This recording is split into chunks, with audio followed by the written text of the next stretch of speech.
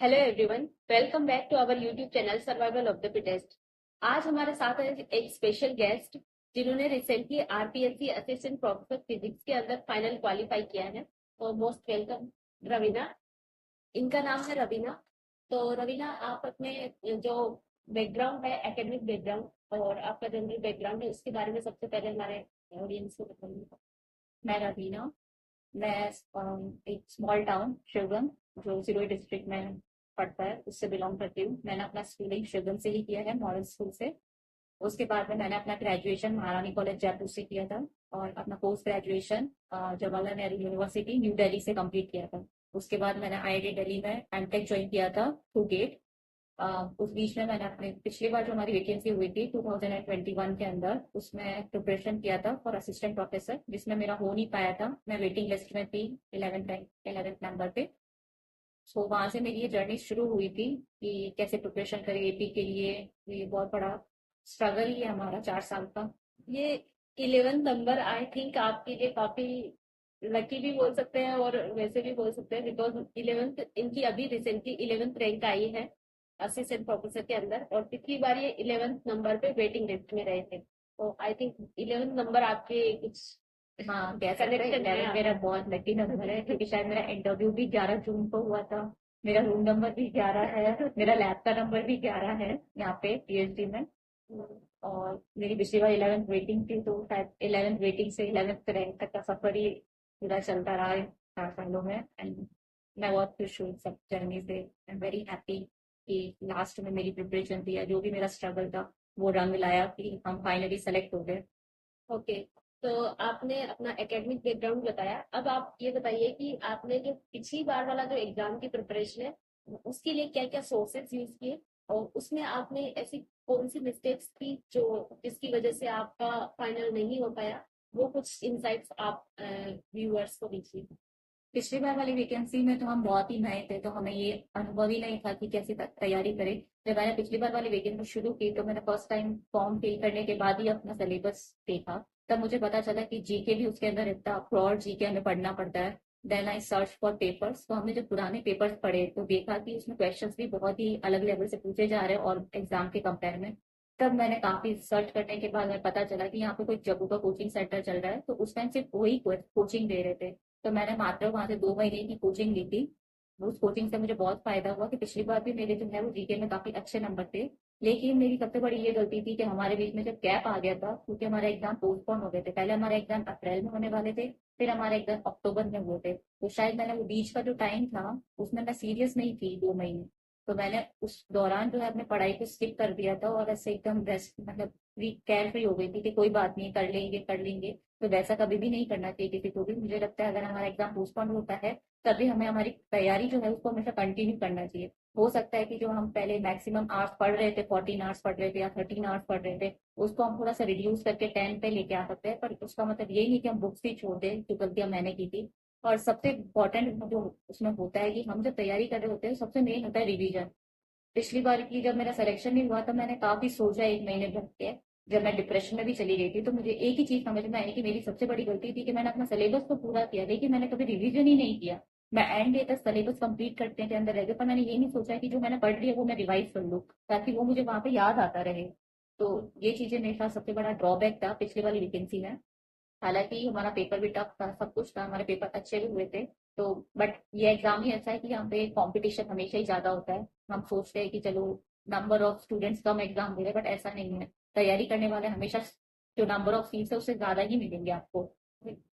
तो ये बात आपने बिल्कुल बहुत अच्छी बताई है कि जैसे कि आपने प्रीवियस ईयर क्वेश्चंस देखे, सबसे पहले सिलेबस देखने के बाद आपने पीवाईक्यूज देखे, क्योंकि पीवाईक्यूज काफी इंपॉर्टेंट रोल प्ले करते हैं आपके किसी भी एग्जाम के पैटर्न को समझने के लिए। तो आप अगर न्यूली प्रिपरेशन स्टार्ट कर रहे हैं तो सबसे पहले पीवाईक्यूज जरूर देखें, उसके बाद अपनी प्रिपरेशन स्टार्ट करें। और दूसरी बात आपने जो बताई कि अपनी प्रिपरेशन कंटिन्यूस रखनी चाहिए, चाहे आपके पोस्टपोन हुए एग्जाम या कुछ भी ऐसा, कुछ भी हर्डल्स आ जाए ऐसे बीच में, फिर भी आपको अपना मोटिवेशन रखना है, अपने आप को मोटिवेटेड रख के अपनी जो प्रिपरेशन है उसको कंटिन्यू रखना है।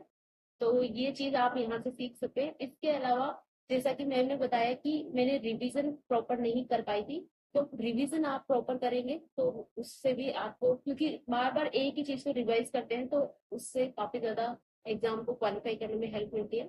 तो ये तो थी आपके पूरा पीछे वाले एग्जाम की जर्नी। अब इस वाले एग्जाम की जर्नी बताइए। अब मैं पिछली बार वाला एग्जाम देने के बाद यहाँ पे मैंने और गाइड ने साथ में पीएचडी ज्वाइन कर लिया था 2022 के अंदर फैब में। उसके बाद हमारी पीएचडी की जर्नी भी साथ ही शुरू हो गई थी। जब हम यहाँ पीएचडी में एनरोल थे तभी हमने यहाँ पे ही इंटरव्यू वगैरह दिया था, पिछले बार जब आती पीएचडी में। जब हमारे रिजल्ट आ गए तो रिजल्ट की हमें बहुत दुख हुआ कि हमारा नहीं हो पाया। उसके बाद मैंने 1 महीना पहले तो रेस्ट लिया। फिर मेरे को मेरी फ्रेंड ने कहा कि देखो ऐसे बैठने से कुछ नहीं होगा, फिर से वैकेंसी आएगी, तब तक अपने पीएचडी का काम भी करो। तो हमारे सुपरवाइजर की तरफ से भी प्रेशर रहता था कि अपनी पीएचडी का काम कंप्लीट करो। लेकिन उस बीच एक एग्जाम आया था ईओ आरओ का करके। तो उस एग्जाम के लिए मेरी फ्रेंड ने मेरे को मोटिवेट किया कि रवीना कुछ कर सकती है तो प्रिपेयर करे, क्योंकि उससे पहले जब मैंने अपना लास्ट वाला आरपीएससी का एग्जाम दिया था असिस्टेंट प्रोफेसर के लिए, उससे पहले मुझे जीके में कुछ भी नहीं पता था। और मैं थ्रू आउट इंग्लिश मीडियम थी, तो नोट्स लेने के लिए भी बहुत दिक्कत होती थी, क्योंकि यहाँ पे जितना भी जीके का मटेरियल है वो हिंदी में अवेलेबल होता है। तो वो मेरे लिए सबसे फर्स्ट चैलेंज था, सारी टर्मिनोलॉजी को समझना कि हिंदी में उनको क्या कहते हैं। तो ये सब चीजें मेरे लिए बहुत ही ज्यादा मुश्किल थी, बट आप कंटिन्यू उस चीज को करते रहते हैं, पढ़ते रहते हैं, तो आप बहुत एक्सपर्ट हो जाते हैं। उसके बाद में मैंने ईओआरओ की तैयारी की कुछ टाइम तक। फिर बीच में देखा कि हमारी ये वाली वैकेंसी आ गई थी, लेकिन बीच में फिर शायद कुछ और होना था, तो मेरी सर्जरी भी हो गई, मेरे कुछ हेल्थ इश्यूज हो गए थे। तो जब 2023 में जून में ये वैकेंसी आई थी और मेरी सर्जरी हुई थी अगस्त में, 2 अगस्त 2023 में मेरी सर्जरी हुई थी। मैं बिल्कुल बेड रेस्ट पे थी 1 महीना। तब मैंने तो उम्मीद छोड़ी थी कि मैं शायद इस वैकेंसी में बैठ नहीं पाऊंगी, क्योंकि उस टाइम जब नोटिफिकेशन आया था तब हमारी नोटिफिकेशन में था कि हमारे जो टेंटेटिव एग्जाम्स है वो अक्टूबर नवंबर में हो जाएंगे। तो मुझे लगा कि मैं 2 महीने में सारा सिलेबस कैसे कवर करूंगी, फिजिक्स का सारा सिलेबस जीके का कैसे कवर करूंगी। तो मैंने सारी उम्मीद ही छोड़ दी थी कि शायद नहीं हो पाए। लेकिन मेरी शायद किस्मत अच्छी थी कि उस बार फिर से एक नोटिफिकेशन आया कि नहीं, आपके एग्जाम जनवरी में होंगे और बाकी जो सब्जेक्ट एग्जाम्स है वो मार्च के बाद होंगे। तो मुझे एक उम्मीद दी थी कि शायद मुझे अब तैयारी करनी चाहिए। और हमारे लिए प्लस पॉइंट भी था कि हमारे जीके के पेपर में और सब्जेक्ट के पेपर में थोड़ा गैप आ गया था, जो शायद मैं ऐसा सोचती हूँ मेरी तरफ से मेरे लिए कि मेरे लिए बहुत बेनिफिट हो गया उस चीज का। अदरवाइज नहीं हो पाता है तो आप लोगों के लिए ये शायद बेनिफिट नहीं होगा, क्योंकि आप लोगों को साथ में तैयारी लेके चलना पड़ेगा दोनों की। जीके भी आपको साइमल्टेनियस पढ़ना पड़ेगा और आपका सब्जेक्ट भी आपको साइमल्टेनियस पढ़ना पड़ेगा। फिर हमने जब तैयारी शुरू की तो हमने तैयारी शुरू की तो 2 महीने सिर्फ मैंने जीके पढ़ा। सिर्फ करंट हो गया, हमारा पूरा जीके हो गया, अलग अलग सब्जेक्ट। और उस टाइम जो मैंने जीके की तैयारी की वो स्प्रिंग बोर्ड के नोट से करी थी, हमने तो कोचिंग कहीं से नहीं लिया था, सेल्फ तैयारी करी थी, क्योंकि 2 ही महीने थे। सारा जीके पढ़ना था, इकोनॉमिक सर्वे पढ़ना था, पॉलिटी को अच्छे से पढ़ना था। तो वो सारी चीजें मैंने स्प्रिंग बोर्ड से जो नोट्स थे अवेलेबल उनसे वो तैयारी की थी। और बाकी कुछ ऐसे यूट्यूब पे वीडियोस देख लिया, अलग अलग जो टॉपिक मेरे को समझ नहीं आते थे उनके नोट्स बता दिए और उनको कंटिन्यू रिवीजन में डाला। तो आप इस सबसे इस जर्नी में इंपॉर्टेंट चीज यही है कि आपको रिवीजन करना है। Revision is the key to success. अगर हम रिवीजन नहीं कर रहे हैं तो हम चाहे कितना ही पढ़ ले, इसका कोई मतलब नहीं है कि हमने कोर्स चाहे कितनी बार भी पढ़ लिया। लेकिन टाइम टू टाइम हमारा रिवीजन जो है वो होते रहना चाहिए, ये सबसे इंपॉर्टेंट चीज है। फिर हमने वो एग्जाम देने के बाद फिर हमने सब्जेक्ट की तैयारी शुरू की, ना अपना टाइम बिल्कुल कुछ वेस्ट ना करते हुए सब्जेक्ट की तैयारी शुरू की। और हम तो पीएचडी स्कॉलर थे तो हमें तो रिसर्च का काम भी साथ में करना पड़ता है, तो जानती हूँ। तो हमें तो लैब भी आना पड़ता था, तो हम सुबह 4 बजे उठते थे। 4 बजे उठ के हम पढ़ना शुरू करते थे। तो हम सुबह 4 बजे से उठ के पढ़ना शुरू करते थे, हम 11 बजे तक पढ़ा करते थे। हॉस्टल के अंदर सब बाहर बैठ के, कभी लॉन में बैठ के, कभी रूम में बैठ के। और फिर खाना वाना खा के फिर हम लैब भी जाते थे, लैब से हम 4-5 बजे आते थे, फिर हम रात को वापस पढ़ाई शुरू करते थे। एंड में हमने 1 महीना कंप्लीटली ऑफ ले लिया था अप्रैल के टाइम पे कि अब हम ऑफ चाहिए, हमारे सुपरवाइजर को बोल के तब हम फ्री होकर हमने पढ़ा था। तो इस दौरान फिर हमने 4 महीने सिर्फ अपने सब्जेक्ट को टाइम दिया था। तो ऐसी ही आपको अपनी तैयारी करनी है कि आपकी जो है वो कंसिस्टेंसी रहनी चाहिए, कि आप एक दिन जैसे स्किप नहीं कर रहे हो, कर भी रहे हो, मान लो आपको कोई काम आ जाए, क्योंकि लाइफ है, हमारे बीच में कुछ भी काम आते सकते हैं, हमारे घर पे भी कुछ काम आ सकता है। सो इम्पोर्टेंट है कि आपको काम है तो बट आप पहले उसको सुबह एक बार कर ले अपना। फिर आपने सुबह पढ़ लिया कुछ टाइम के लिए, कुछ आपने रात को टाइम निकाल लिया, बट ऐसे कंप्लीटली ड्रॉप ना करे कि आज मैं पढ़ ही नहीं रही हूँ या मैं पढ़ ही नहीं रहा हूँ। उससे आपको सबसे बड़ा लॉस हो सकता है। हाँ, तो ये बिल्कुल आपने सही बात कही है कि बिल्कुल रिवीजन इज द की ऑफ सक्सेस। तो रिवीजन बिल्कुल करना है कंटिन्यूअसली, कंसिस्टेंसी मेथड करती है, कंसिस्टेंट रहना है। और जैसा कि इन्होंने बताया कि हमारे जो पीएचडी के एक्सपेरिमेंट चल रहे थे उसी ड्यूरेशन में, जैसा मेरा भी बताऊँ तो मेरे भी जनवरी के अंदर मोजिंग चल रही थी। तो उस ड्यूरेशन में काफी हेक्टिक हो जाता है। जैसे आप लोगों में से काफी लोग एक्सक्यूज दे सकते हैं कि हमारा ये हो रहा है, या तो ये एक्सक्यूज देने से हमारा ही लॉस होता है। तो सबसे पहले हम ये डिसाइड करें कि हमें एग्जाम क्वालिफाई करना है, तो उसके बाद कोई भी कितना ही बड़ा हमारे अंदर बीच में हर्डल्स आ जाए, फिर भी हम उसको क्वालिफाई कर लेते हैं। तो जैसा कि आपके सामने एग्जाम्पल है रवीना, तो इन्होंने अभी 11th रैंक के साथ में क्वालिफाई किया है। तो ये काफी बड़ा अचीवमेंट है कि एक मतलब पीएचडी के साथ साथ में इन्होंने किया है। इसके साथ में इनके काफी personal health problem, health issues भी थे। तो ये सारे जो चीजें हैं वो सबकी लाइफ में चलता रहता है। ऐसा नहीं कि बिल्कुल एकदम सब चीजें ठीक हो जाएगी और हमें बिल्कुल पढ़ाई करने का टाइम मिल जाएगा, ऐसा बहुत कम केसेस में होता है। तो हमें जो भी सिचुएशंस लाइफ में चल रही है उसको साथ में लेते हुए हमें अपने प्रिपरेशन को कंटिन्यू रखना चाहिए, चाहे वो हमारा पर्सनल कोई इशू हो, चाहे हमारे प्रोफेशनल कोई काम हो। तो आप लोग काफी सारे जो है अभी ऑलरेडी टीचिंग प्रोफेशन में होंगे, कोई पढ़ा रहे होंगे, कोई पीएचडी में होंगे। तो ये सब चीजें साथ साथ में चलती रहती है, उसके साथ साथ में हम पढ़ाई कर सकते हैं, क्योंकि एक सेम सेम चीज के टच में ही है हम। कि कई बार क्या होता है कि हम एक दिन बहुत ज्यादा पढ़ लेते हैं और फिर दूसरे दिन हम पढ़ नहीं पाते हैं। एक्सरसाइज कुछ भी हमारा काम हो सकता है, कि पीएचडी कर रहा हो तो पीएचडी का काम आ जाएगा, किसी के घर पे कुछ काम आ जाएगा। तो आप जब नेक्स्ट अपनी पढ़ाई शुरू करें तो उस चीज का बर्डन सर पे ना लेके, यार मैं कल पढ़ नहीं पाया था, मैंने ये कल मैं कर सकती थी, कल मैं ये कर सकती थी। तो कई बार ऐसा होता है कि हम गोल सेट कर लेते हैं कि आज हमें इतना इतना कंप्लीट करना, तो हम नहीं कर पाते। तो वही सी जो होता है पूरा हमारे दिमाग में, माइंड में कंटिन्यू चलता रहता है कि यार हमें कल ये तो कंप्लीट करना था, आज मैं वापस वही पढ़ती हूँ। ऐसा मेरे साथ भी कई बार होता था, और उसमें क्या होता है कि हमारा जो टाइम सेव होना चाहिए वो और ज्यादा बिगड़ता रहता है। जो हम पढ़ने वाले थे वो भी नहीं पढ़ पाते, तो हमारा एक और दिन खराब हो जाता है। तो वैसा ना करें। अगर कई बार ऐसा होता है कि कई दिन ऐसे होते हैं जिसमें हम कंटिन्यू नहीं पढ़ पाते हैं, बीच में अगर एक दो दिन तक गैप लग जाता है, तो लेकिन आप जिस दिन पढ़े वो फ्रेश मन से पढ़े वापस। ये नहीं कि मैं नहीं पढ़ पाई थी तो मेरा इतना पीछे लैग हो गया, ऐसा कुछ भी नहीं होता है। एंड टाइम तक सबका कोर्स हो जाता है। सबसे इंपॉर्टेंट होता है सबने कितनी बार रिवीजन किया है। अगर हमारे पास रिवीजन नहीं है, किसी बंदे ने अगर 2 महीने पहले कोर्स कर लिया और कोर्स का रिवीजन नहीं किया, तो उसका कोई मतलब नहीं है। तो आप सबसे इम्पोर्टेंट है कि आप रिवीजन साथ साथ करते रहे, कि आपने एक सब्जेक्ट पढ़ लिया, उस सब्जेक्ट में अगर आपको लगता है कि आप 10 दिन उस सब्जेक्ट के टच से छूट चुके हैं, तो आप फिर से उसी सब्जेक्ट को पढ़ना शुरू कीजिए। आप टाइम निकालिए और रिवीजन की तरफ को वापस एक बार देखिए, रात को सोते टाइम या दिन में खाना खाने के बाद चलते फिरते। तो आप ऐसा उस रिवीजन करने को शुरू करें साथ साथ ही।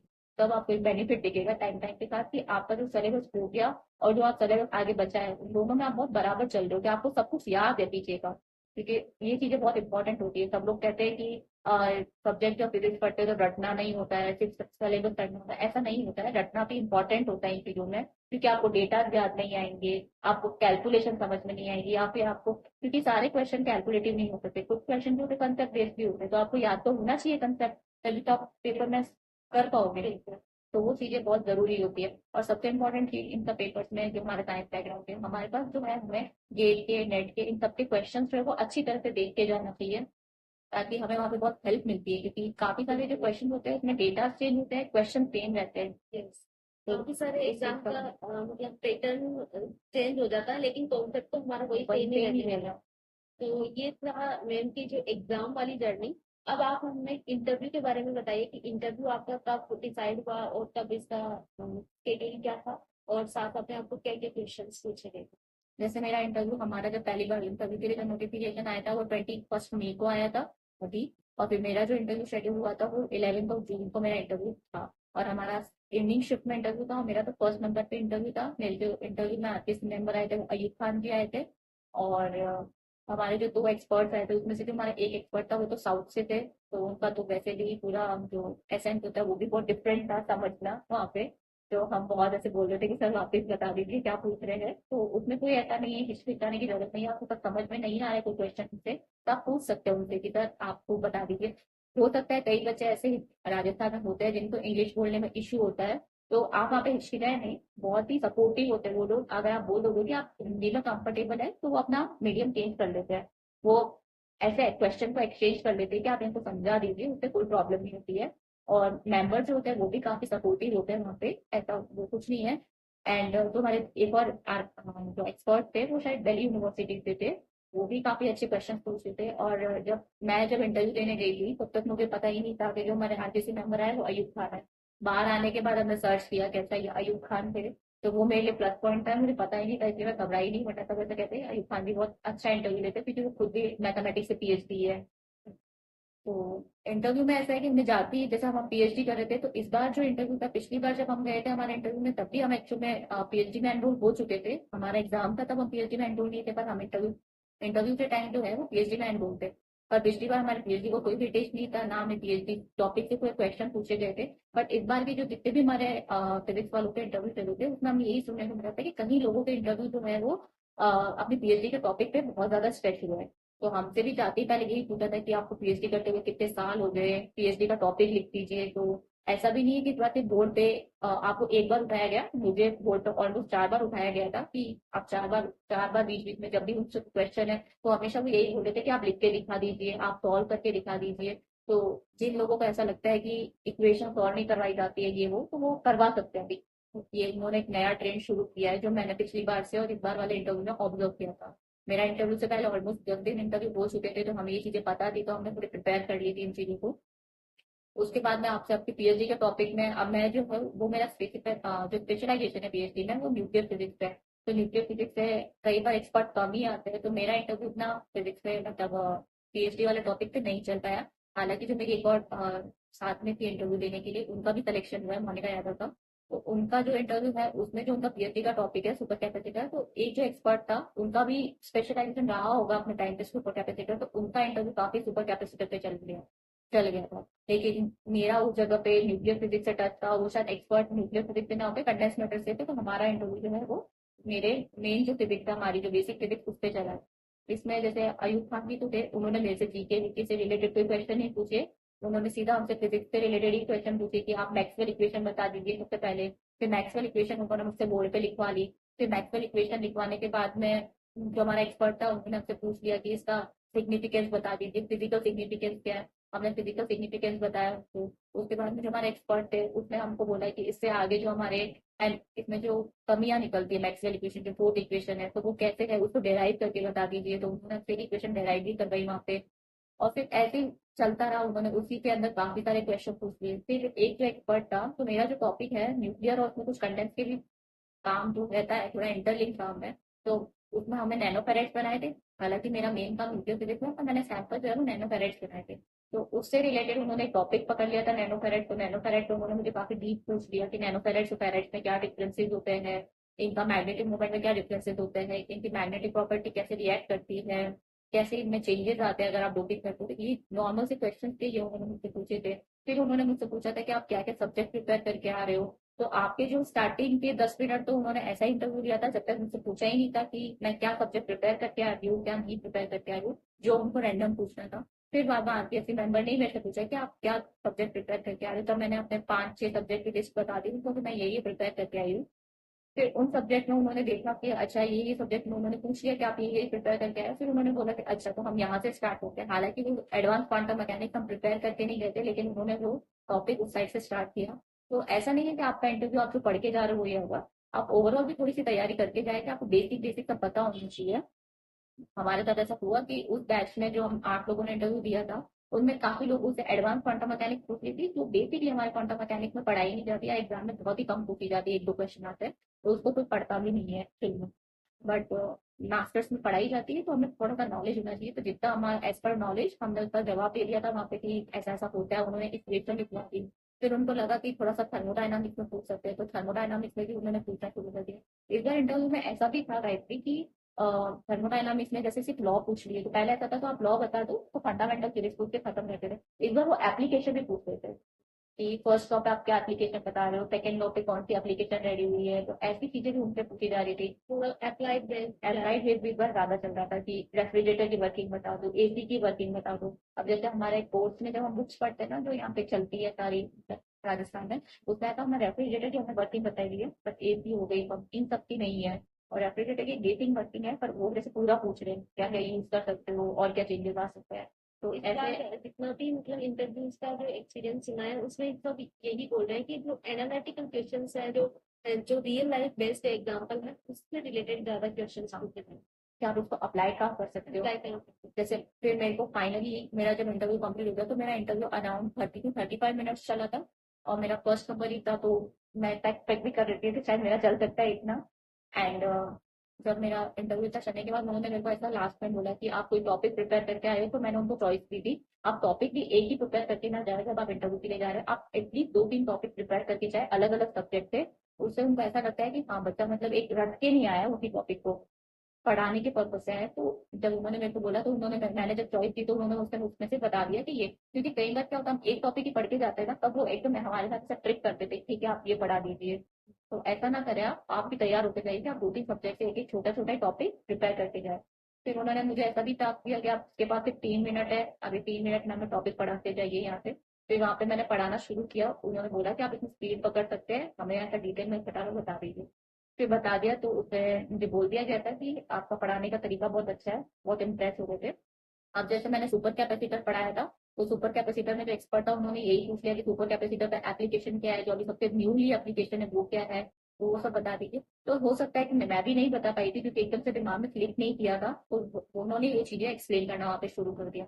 ऐसा भी हो सकता है, तो इसमें कोई प्रॉब्लम नहीं है कि आपको सारे क्वेश्चन के आंसर दे रहे हैं।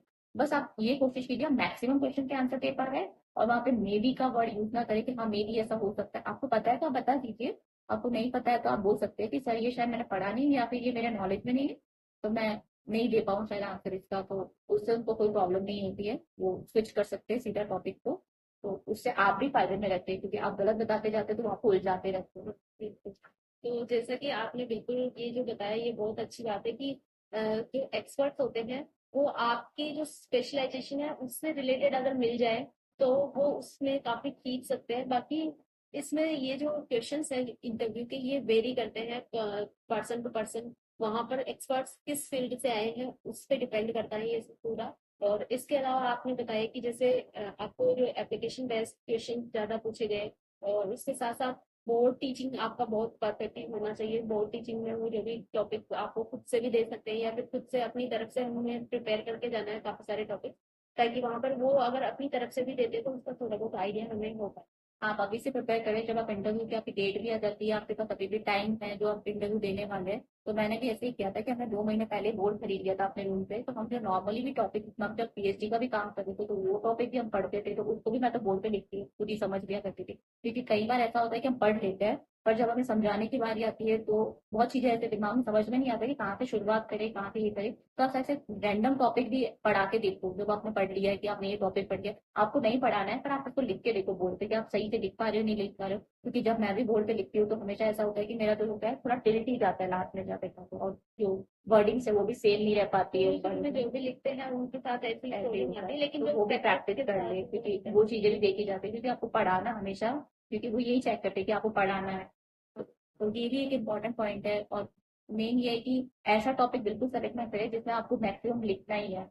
लिखने का काम कम होना चाहिए। जैसे ग्राफ बना लो, हमारे फिजिक्स में तो ऐसा होता है कि हमें टॉपिक लगा ले, हमारे पास ग्राफ होते हैं तो हम ग्राफ प्लॉट कर लेते हैं। लेकिन जिनके पढ़ाने का टॉपिक, तो टॉपिक लिख के बहुत छोटे छोटे वर्डिंग्स लिख के आप बोलने की कोशिश ज्यादा करें मैम पर और सबसे भी। और आई कांटेक्ट अच्छा होना चाहिए, जब पढ़ा रहे हो तो आपका आरपीसी मेंबर के साथ, ये जो हमारे एक्सपर्ट होते हैं उनके साथ आई कांटेक्ट रहना चाहिए। तो वो चीजें बहुत बेनिफिट करती है, मतलब कि आप इन फ्यूचर जाके जब बच्चों को पढ़ाओगे तो आप सिर्फ बोर्ड पे लिखोगे नहीं, उनको समझाओगे, और आप में इतनी कैपेबिलिटी है कि आप उनको अच्छे से आई कांटेक्ट करके पढ़ा पा रहे हो, समझा पा रहे हो। तो वही चीज वो चेक करते हैं वहाँ पे। हाँ, ये काफी इम्पोर्टेंट है। एक तो कॉन्फिडेंस रहना, कॉन्फिडेंस आपका शो होना चाहिए वहां पर। और प्लस आप जो हम जो कोई भी टॉपिक पढ़ रहे हैं वो अलग एक बिल्कुल सेपरेट चीज हो जाती है, वो पढ़ाना एक अलग बात होती है। जो भी टॉपिक हम पढ़ाते हैं वो हमें पहले बहुत अच्छे से समझ में आना चाहिए, तभी हम किसी टॉपिक को पढ़ा पाते हैं। तो ये बोर्ड पहले से ही खरीद लें, और कोई भी टॉपिक आप प्रिपेयर भी कर रहे हो एग्जाम के लिए, रिटर्न एग्जाम के लिए भी प्रिपेयर कर रहे हो, तो अभी से आप प्रैक्टिस करना स्टार्ट करें, बोर्ड पर लिखने की प्रैक्टिस करें, ताकि इंटरव्यू तक आप बिल्कुल अच्छे से परफेक्ट हो जाए। तो ये आप मेल का जो ओवरऑल एक्सपीरियंस था। अब आप लास्ट में कुछ टिप्स या फिर कुछ ऐसे आप अपनी तरफ से कुछ बोलना चाहते हैं व्यूअर्स को, तो बताइए। मैं तो सिर्फ इतना ही कहना चाहूंगी, जो मेरी गलतियां थी पिछली बार वैकेंसी में और इस बार वाली वैकेंसी, मैंने एक ही चीज ऑब्जर्व की है कि रिवीजन होना चाहिए, सबसे इंपॉर्टेंट चीज रहेगी। अगर रिवीजन नहीं है मतलब कुछ भी नहीं है, क्योंकि हम जब रिवीजन नहीं करते हैं ना तो हमारी चीजें ब्लर होती है। तो आप जो भी सब तैयारी कर रहे हैं, मैंने बीच में बार बार यही कहा है कि रिवीजन, अगर रिवीजन आपका इम्पोर्टेंट इतना है कि आपने अगर रिवीजन कर लिया 4 बार, या फिर आपने मान लो 3 या 2 बार भी रिवीजन कर लिया, तो आप श्योर रहोगे जो क्वेश्चन आप करोगे वो श्योर रहोगे। और इम्पोर्टेंट चीज, जो आपको क्वेश्चन आते हैं तो आप अपनी अटेम्प्टिंग को ऐसे पीछे ना खींचे कि मैं इतनी अटेम्प्ट करूंगी। अटेम्प्टिंग हमेशा अच्छी रखे, क्योंकि अटेम्प्टिंग जब कम होती है तब हमारे होने के चांसेस बहुत ज्यादा रिड्यूस हो जाते हैं। तो attempting maximum to maximum practice करें आप जब भी आपके पास टाइम है। अटेम्प्टिंग अच्छी रखे और रिविजन, ये चारों चीजें करो। कंसिस्टेंसी रखिए, जब तक आप पढ़ रहे हैं कंसिस्टेंसी, पढ़ते रहे जैसे, तो श्योरली सबका ही एक दिन हो जाएगा। जो भी प्रिपेयर कर रहे हैं अपने मन से प्रिपेयर कर रहे हैं और इतना स्ट्रगल इतना हार्डवर्क करके, तो मेरा ऐसा मानना है कि सबका ही होता है उसमें। यस। एक चीज और लास्ट में मैं पूछना चाहूंगी कि आप फिजिक्स सब्जेक्ट वालों के लिए बता दीजिए कि अगर सब्जेक्ट के लिए आपने कोई टेस्ट सीरीज वगैरह या कोई मेरा ऐसा पर्सनल एक्सपीरियंस था गायत्री कि मैं जब भी टेस्ट वेस्ट हमने एक जगह ज्वाइन किया था, तो मैं सारे टेस्ट उसके भी नहीं दिए थे, सिर्फ इलेक्ट्रॉनिक्स के टेस्ट में दे दिया करती थी। क्योंकि हमारे जो प्रायर एग्जाम हुआ था 2021 में, उसमें इलेक्ट्रॉनिक्स बहुत टफ आया था। उसके अलावा मैं थोड़ा टेस्ट में नहीं दे पाती हूँ, क्योंकि मुझे भी थोड़ा सा लगता है कि यार नंबर कम आ जाएगी, डर तो लगता ही है। बट टेस्ट सीरीज मेरे को ऐसा लगता है कि ज्वाइन करना चाहिए, इससे आपकी क्या होती है, प्रैक्टिस बहुत अच्छी होती रहती है। तो मैं खुद ही क्या करती थी, उन टेस्ट पेपर को निकाल लेती थी और खुद ही टाइमर सेट कर लेती थी, और उससे मैं अपने टेस्ट दिया करती थी। क्योंकि कई बार ऐसा होता था कि जो कोचिंग वाले टेस्ट अरेंज करते थे, उनका टाइमिंग और मेरा टाइमिंग क्लैश करता था। हो सकता है मेरा वो पढ़ने का टाइम होता था उनका टेस्ट लेने का, तो मैं वो टाइम खराब नहीं करना चाहती थी। तो जब मेरे को ऐसा लगता है कि इस टाइम मेरा पढ़ने का सब खत्म हो गया, तब मैं वो टेस्ट लेके बैठा करती थी 3-3 घंटे के लिए। तो वो मतलब सबके लिए अलग अलग है, पर टेस्ट सीरीज ज्वाइन करे अच्छी थी। उस टाइम हमारे टाइम पे कोचिंग कौन थे कि एक कोई यहाँ पे नागर सर थे, उन्होंने शुरू किया था। तो वो हमने टेस्ट सीरीज ज्वाइन की थी। बट मेरा अभी भी मानना है कि टेस्ट सीरीज से ज्यादा बेटर होता है कि आप प्रीवियस ईयर जितने भी क्वेश्चन है उनको बहुत अच्छे से देख के जाएं, क्योंकि उनकी प्रैक्टिस होनी सबसे इम्पोर्टेंट होती है। ये काफी इम्पोर्टेंट है कि आपके सब्जेक्ट से रिलेटेड जितने भी क्वेश्चन पेपर्स हो रहे हैं, लाइक जैसे लाइफ साइंसेज में देखिए तो गेट का पेपर या फिर सीएसआई नेट का पेपर जो होता है, उसी तरह से फिजिक्स में भी उसी तरह के पेपर्स होते हैं। तो ये सारे हमारा पैटर्न जो है वो थोड़ा सा चेंज हो सकता है, लेकिन इसमें कॉन्सेप्ट सेम रहता है। और कोर जोलॉजी इसमें आता है, तो कोर जोलॉजी से रिलेटेड कोई फर्स्ट ग्रेड सेकंड ग्रेड के पेपर्स हैं वो भी हम चेक देख सकते हैं। तो इसी टाइप के जितने भी हमारा जो सिलेबस मेंशन है उससे रिलेटेड टॉपिक से अदर स्टेट के पेपर्स भी हम देख सकते हैं। तो ये अगर प्रीवियस ईयर क्वेश्चन हम देखेंगे तो काफी ज्यादा बेनिफिट होता है, हेल्पफुल रहता है। तो क्योंकि कोचिंग वाले कई बार क्या होता है, बहुत टफ क्वेश्चन डिजाइन कर लेते हैं। और मेरा ऐसा मानना है कि जब भी आप कंपटीशन एग्जाम की तैयारी करते हो और अपनी जब कंपटीशन ऐसा है जिसमें 150 क्वेश्चन आ रहे होते हैं, तो उसमें हम टफ क्वेश्चन की तरफ नहीं भाग सकते। हमें सबसे पहले इजी क्वेश्चन को देखना होता है, हमें पहले पेपर के थ्रू ग्रोथ भी होना होता है। तो फर्स्ट टाइम में सारे इजी क्वेश्चन को करते हुए चले। और एग्जाम देते टाइम एक स्ट्रेटेजी सेट होनी चाहिए कि आप मार्किंग भी साथ करो, जो आपको पता है 100% करेक्ट है तो पहले से उनमें मार्क करो अपनी ओएमआर शीट में। सब कुछ लास्ट के लिए ना रखे, क्योंकि कई बार क्या होता है हम एक साथ सारे क्वेश्चन पेपर में तो कर लेते हैं, और जब ओएमआर में फील कर रहे होते हैं तो हम इतना घबरा जाते हैं ना एंड में कि हम बहुत फटाफट फटाफट ऊपर नीचे भी फील कर लेते हैं। स्पेलिंग मिस्टेक उसी टाइम होती है। तो जो चीजें आपको फिर कस्टम होती है, जैसे मैंने पिछली बार जब अपना एग्जाम दिया था, तो उसमें मैंने अपनी स्ट्रेटेजी बनाई थी कि हमारे 150 क्वेश्चन आते हैं, तो कि मुझे 50 क्वेश्चन जो है 1 घंटे में सॉल्व करना है, उनको मार्क भी करना है। और फिर 50 क्वेश्चन ऐसे करना है वैसे करना है। इसमें ऐसा था कि जो मेरा फर्स्ट पेपर हुआ था उसमें वो चीज को मैं फॉलो नहीं कर पाई थी, क्योंकि पेपर बहुत लेंथी था। तो मैंने एक साथ सारे क्वेश्चन कर लिए थे, लेकिन फिर मेरे पास सिर्फ लास्ट के हाफ एन आवर बच गया था, उसमें 150 क्वेश्चन मार्क करना। हमें लगता है कि हम 150 क्वेश्चन मार्क कर लेंगे, बट ऐसा होता नहीं है। तो ये चीजें ऐसा होता है कि फिर हम सिली मिस्टेक करते हैं वहां पे, कई लोग मार्क नहीं कर पाते ये लोग। बट मेरे जो वहाँ पे टीचर भी थे इन्विजिलेटर, वो काफी अच्छे थे, उन्होंने मेरे को 1-2 मिनट का टाइम भी एक्स्ट्रा दे दिया था। तो उससे थोड़ा सा बेनिफिट हो गया। बट कई बार ऐसा होता है, फिर अभी तो ये और नया चल गया कि हमें फिफ्थ वाला अभी वो भी मार्क करना होता है ऑप्शन। तो उसके लिए हमें 10 मिनट मिलते हैं, लेकिन हाफ एन आवर कभी भी, मतलब ऐसा बोलते हैं ना कि बहुत ज्यादा होता है, नहीं होता है सारे क्वेश्चन फिल करने के लिए। तो जो आपको परफेक्टली पता है, जितना आपको ये श्योरिटी आपको नहीं आता है, तो वो चीज आप साथ साथ में लेते चले, ताकि लास्ट में आपके जो क्वेश्चन आते हैं वो क्वेश्चन एटलीस्ट गलत ना हो। मेरा भी यही मानना है कि मैं ऐसे करती हूँ, जो क्वेश्चन आ रहा है उसको तो उसी टाइम फिल कर दो, टाइम और बाकी उसको रिव्यू आर लिख के या फिर सी लिख के चेक पे डाल दो कि जो क्वेश्चन आपको समझ में नहीं आ रहा है अभी उसको चेक पे डाल दो कि बाद में इसको सेकंड टाइम में जब आप रिव्यू करेंगे तब उसको देख लेंगे। तो इसी तरह से अपनी अपनी सबकी अलग अलग स्ट्रेटेजी होती है, तो या आप अपनी तरफ से अच्छे से ही अपने हिसाब से बना सकते तो हो। ये ऐसे ही होगा कि आपको टेस्ट पेपर दे दे कि उससे आपको पता चल जाए कि आप 3 घंटे में सॉल्व कर पा रहे हो, उसके बाद में कितना कर पा रहे हो। चाहे लास्ट ईयर के पहले तो आपको पेपर सॉल्व करने पड़ेंगे, तो उससे आपको ऐसे फिगर आउट हो जाएगा कि आपको कैसे क्या करना है वहां जाके। और माइंड सेट बहुत क्लियर रखें, जाते से पहले प्रेशर बिल्कुल भी ना ले, आराम से। और वही अच्छे से रहे, ओके, बी तो कॉन्फिडेंट। यस, तो ये सब मैम ने अपना रवीना ने अपना जो वैल्यूएबल टाइम है अपने हमारे लिए निकाला, उसके लिए थैंक यू सो मच। यहाँ पर पहुंचे उसके लिए यहाँ तक आए, और बहुत बहुत कॉन्ग्रेचुलेशन कि आपका फाइनल सिलेक्शन भी हो गया बहुत अच्छी रैंक के साथ में, और अभी थोड़े दिनों बाद इनकी ज्वाइनिंग भी हो जाएगी। तो thank you so much Raveena. और आपको भी ऑल द बेस्ट, आप अच्छे से प्रिपरेशन करें, और मैम ने जितने भी टॉपिक जितने भी पॉइंट बताए हैं उनको आई होप ये आपके लिए हेल्पफुल रहे होंगे। तो अगर ये वीडियो आपके लिए हेल्पफुल रहा है तो वीडियो को लाइक जरूर करें, और आपके आसपास कोई भी इस तरह की प्रिपरेशन कर रहे हैं उनके साथ शेयर करें। तो मिलते हैं नेक्स्ट वीडियो में, till that take care, bye bye.